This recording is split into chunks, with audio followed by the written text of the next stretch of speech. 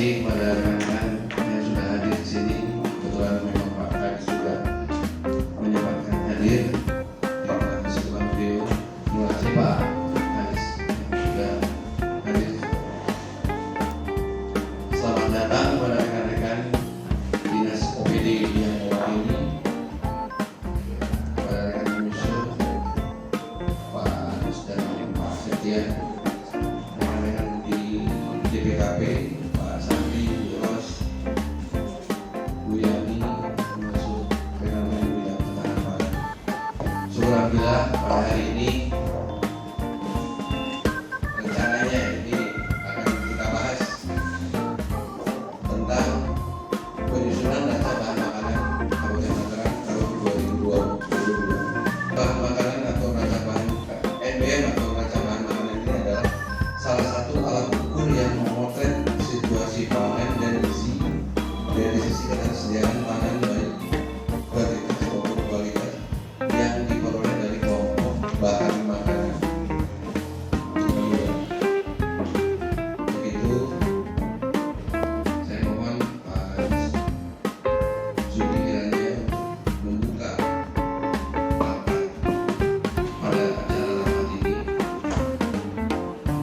demi terlaksananya kegiatan penyusunan data bahan makanan Kabupaten Tangerang.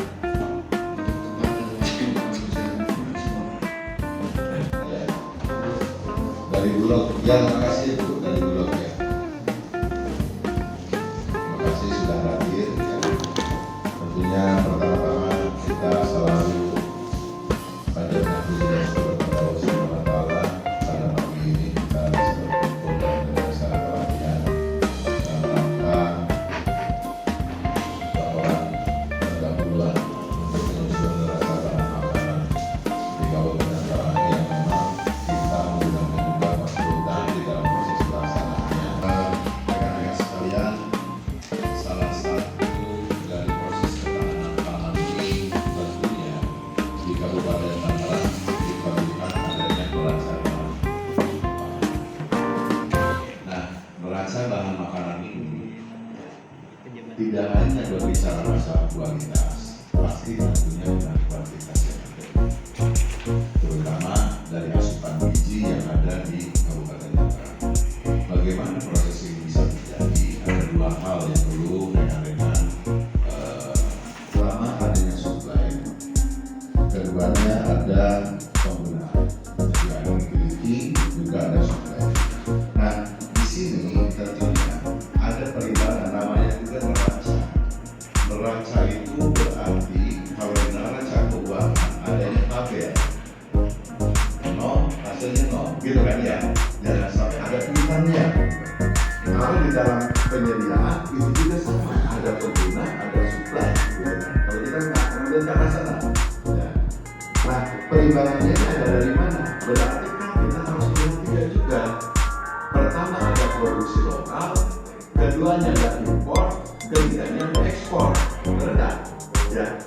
Ada stok produksi yang ada di Kabupaten Tangerang, kemudian ada impor, dikurangi dengan ekspor, hasilnya berapa gitu kan? Ini analisa seperti biasanya. Ya. Jadi kalau ini masuk dalam rangka satu proses neraca kebutuhan makanan ini, tentunya dengan jumlah penduduk yang 4,8% penambahan di Kabupaten Tangerang, kita harus melihat ketersediaan pangan baik kualitas maupun kuantitas. Dilihat juga bagaimana hasilnya. Makanya di sini kenapa beliau kita hadirkan, Indah kita hadirkan. Karena kalau kita bicara ketersediaan pangan, tentunya leading sektornya itu adalah BPKP. Bagaimana dengan stok? Adanya di Bulog. Bagaimana tata niaganya untuk perdagangan dan perdagangan? Kan konsepnya seperti itu. Kemudian, apakah perlu kita kerjasama dengan daerah lain untuk suplai beras ataupun apa-apa? Adanya di bidang perekonomian. Bagaimana proses untuk perencanaan kebutuhan ini? Adanya di Bapenda. Makanya kita mengembangkan secara keseluruhan terkait dengan penyusunan neraca bahan makanan. Nah, ini hasil ini tentunya akan dijadikan satu bahan kebijakan Kabupaten dan kita selalu tampilkan di provinsi, bahkan sekarang juga ada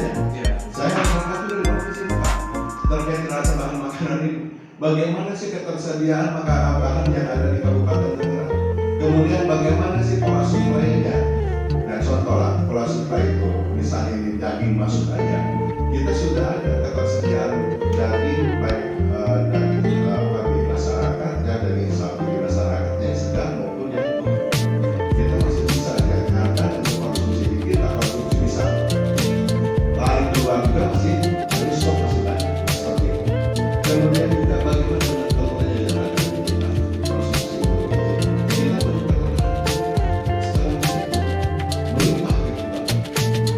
Nah, pertanyaannya dengan adanya kualitas dan kualitas itu bagaimana sih pola makan masyarakat itu kemarin itu sudah dibahas juga ya di dalam analisa atau kajian berikutnya, yaitu masuk pada proses laporan antara. Terima kasih.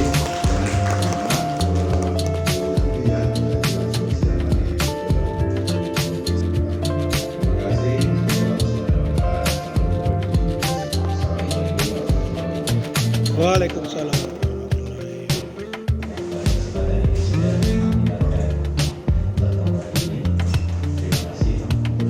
Yang saya hormati Pak Kabid, Pak Anwar, yang saya hormati Bu Yanti beserta staf DPR di Bidang Kehutanan kami dipercaya oleh Pak Kabid dan kami latar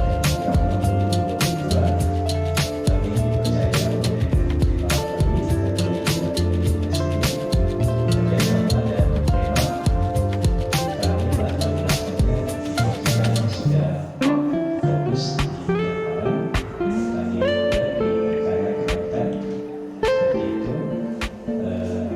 sejak tahun 2004 dan kami juga sudah beberapa kali melakukan penyusunan UBM ini baik di Kabupaten Tangerang tahun 2019 di provinsi juga di Kabupaten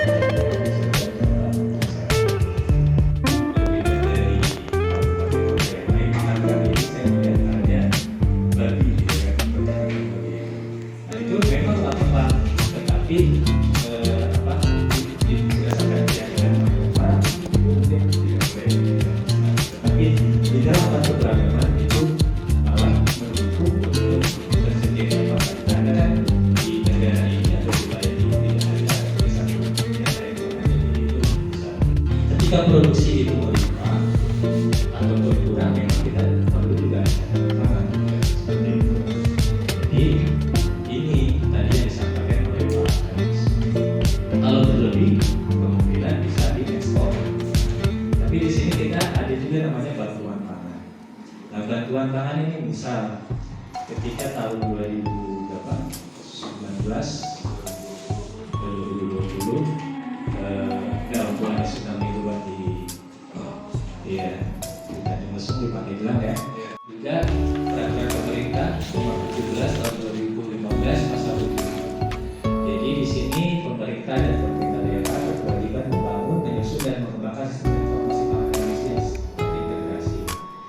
Di PP 17 tahun 2015 pasal 82 lebih dijalankan lagi penyajian dan penyebaran data dan informasi pangan Indonesia kalau dilakukan melalui pengaturan akses dan penggunaan data penerbitan secara berkala dan atau sewaktu-waktu. Jadi artinya ketika sudah disusun MBM ini boleh dipublikasikan. Berat. Ya mungkin itu. Terima kasih ini atas bantuannya, atas dukungannya, kehadirannya. Sekaligus saya mewakili Dinas Pertanian dan Ketahanan. Terima kasih Pak Agus sampaikan. Ya sudah kemukakan tadi. Mudah-mudahan nanti ke depan kesinambungan khususnya terhadap penanaman makanan itu bisa melaksanakan menjadi pedoman nanti ke depan. Saya kira tadi masalah data-data itu bisa kita sepakati ya. Mungkin itu saja. Lebih kurangnya mohon maaf. Saya akhiri dengan ucapan wabillahi taufiq wal hidayah. Assalamualaikum warahmatullahi wabarakatuh. Waalaikumsalam.